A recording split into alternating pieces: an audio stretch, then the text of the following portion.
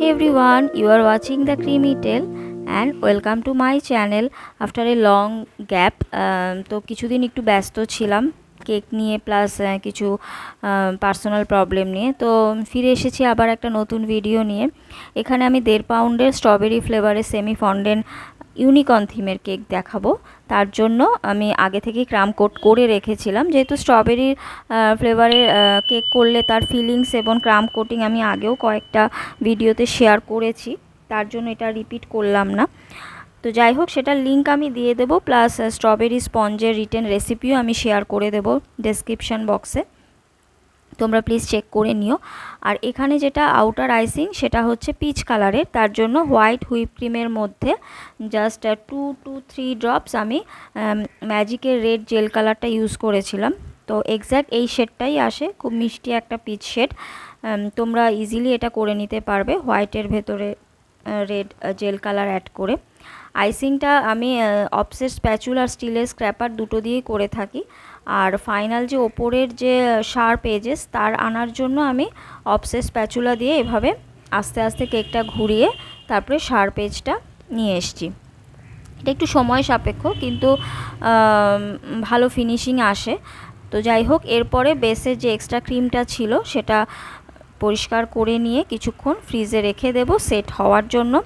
Set হয়ে আস্তে আস্তে আমরা এখানে বানিয়ে নেব 6টা কালারের আইসিং। তার জন্য পাইপিং ব্যাগে ভরে নিয়ে সেটাকে একটা ছোট পাইপিং ব্যাগে কাট করে নিয়েছি। কোনো নজেল আমি এখানে রাখিনি, যেহেতু 6টা নজেল তাহলে আমাকে সেম রাখতে হতো, সেটা পসিবল না।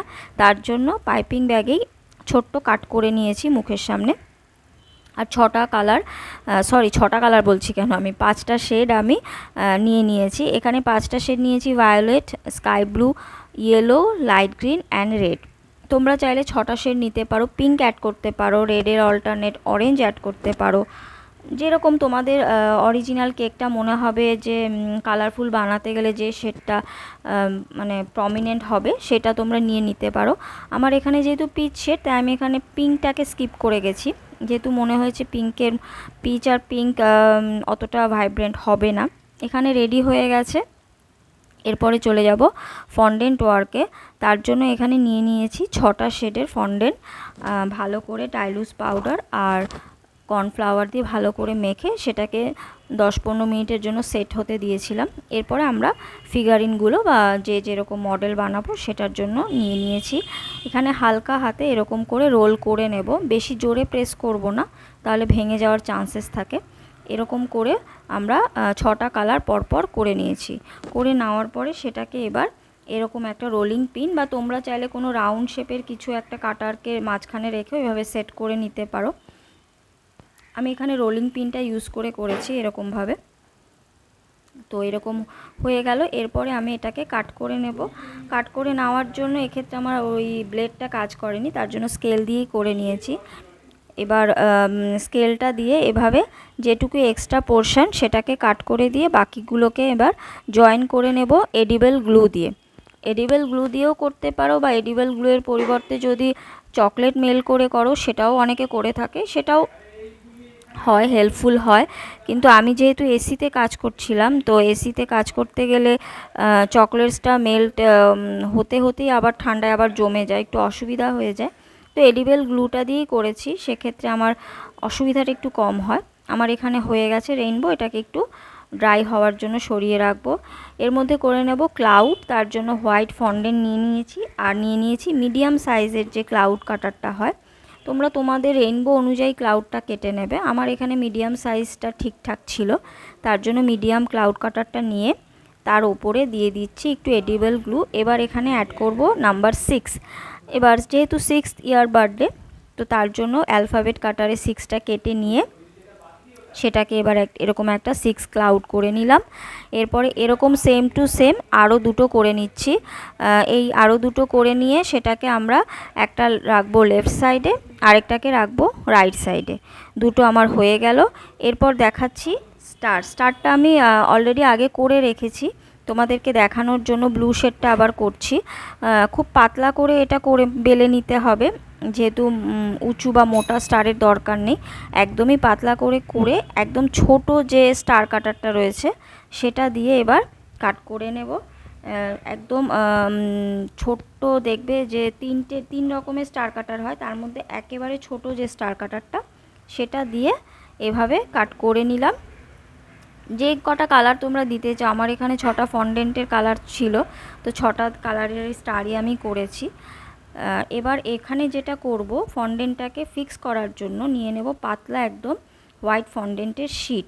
এরকম বেলে নিয়ে ওটাকে আউটলাইনটা মেনটেন করে এবার আমরা হোয়াইট ফন্ডেন্টটা কেটে নেব।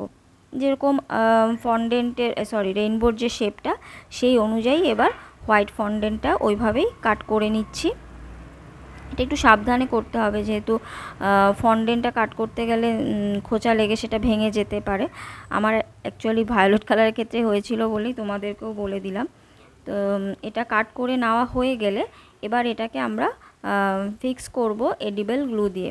এক্ষেত্রেও সেম, তোমরা চকলেট স্মেল করে নিতেই পারো। আর আমার এখানে যেহেতু এডিবল গ্লুটাই কমফোর্টেবল লাগে বলে আমি এডিবল গ্লু দিয়েই করে থাকি। তবে চকলেটস দিয়ে করলে কিন্তু খুব তাড়াতাড়ি হার্ড হয়ে যায়, সেটও হয়ে যায় খুব তাড়াতাড়ি, সেক্ষেত্রে তোমরা চকলেটসও ইউজ করে করতে পারো।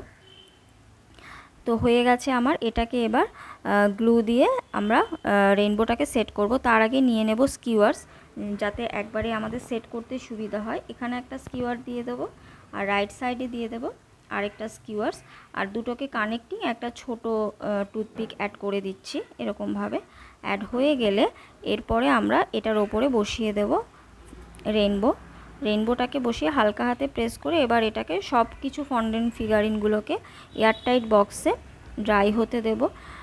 ড্রাই আমার অলরেডি হয়ে গেছে। এটা হচ্ছে নেক্সট দিন, যে দিন আমি ডেলিভারি দেব, তার জাস্ট 1 ঘন্টা আগের ভিডিও শ্যুট করেছি। প্রচণ্ড বৃষ্টি হচ্ছিল, তার মধ্যে এসি চালাতে হচ্ছে, তো সব দরজা জানলা বন্ধ করে, মেবি একটু লাইট ইস্যু হতে পারে, একটু আলোটা কম, তো তার জন্য সরি। যাই হোক, এরপরে প্রথমে বসিয়ে দিয়েছি 6 ক্লাউডটা, এরপরে র্যান্ডামলি বসিয়ে দেব আমরা যে ছোট ছোট স্টারগুলো করেছিলাম সেগুলো। এরকম চারপাশে র্যান্ডামলি বসিয়ে দিচ্ছি। নট ফিক্সড এই কালার এখানেই দিতে হবে, যেরকম তোমাদের ইচ্ছা যেরকমভাবে বসিয়ে দিলেই দিতেই পারো। আর যেহেতু কেকটা আমার ওভারনাইট সেট হয়েছে, অবশ্যই সেটা সেট করার জন্য আমি ফ্রিজে উইদিন বক্স রেখেছিলাম। বক্স ছাড়া কেক কখনোই ফ্রিজে রাখবে না, তাহলে ক্রিমে ক্র্যাক এসে যায়। তো বক্সের মধ্যে রেখে ওভারনাইট রেখেছিলাম বলে ক্রিমটা খুব ভালোভাবে সেট হয়ে গেছে। তার উপরে এবার স্টারগুলো বসিয়ে দিচ্ছি। স্টারগুলো বেশি চেপে বসানোর দরকার নেই, হালকা হাতে জাস্ট বসিয়ে দিলেই ক্রিমের ঠান্ডাতেই ফন্ডেন্টগুলো জমে যাবে। তো এইভাবে চারপাশটা অল ওভার ঘুরিয়ে ঘুরিয়ে আমি স্টারগুলো বসিয়ে নেব। এরপরে দেব ইউনিকর্ন। এটা আমি গুগল থেকে একটা পিকচার ডাউনলোড করে সেটাকে ফটো প্রিন্ট করিয়ে নিয়েছি। এডিবল না, নন এডিবল প্রিন্ট আউট। এরপরে দিয়ে দিচ্ছি হোয়াইট মতি স্প্রিংকলার। ছোট সাইজটাই নিয়েছি, কারণ কেকটা যেহেতু ছোট, তার উপরে বড় স্প্রিংকলার দিলে ভালো লাগবে না, সেই জন্য একদম ছোট বা মিডিয়াম সাইজের যে স্প্রিংকলারটা ছিল সেই স্প্রিংকলারটাই ওপর দিয়ে আর সাইড বরাবর কিছুটা ছড়িয়ে দেব। এরপর যে শো স্টপার সেটাকে বসিয়ে দিচ্ছি, মানে আমাদের রেইনবো। আর রেইনবোর ওপর দিয়ে আমি যার বার্থডে তার নামটা এডিবল গ্লু দিয়ে আটকে দিয়েছি, অ্যালফাবেট কাটার দিয়ে কেটে। এটার দেখানো হয়নি, যেহেতু এটা লাস্ট মোমেন্টে আমি করেছিলাম, তো সেটা শ্যুট করা হয়নি। যাই হোক, কেক আমাদের রেডি। আশা করি তোমাদের ভালো লেগেছে। যদি ভালো লেগে থাকে আমাকে জানাতে ভুলো না। ওকে, চলো, বাই।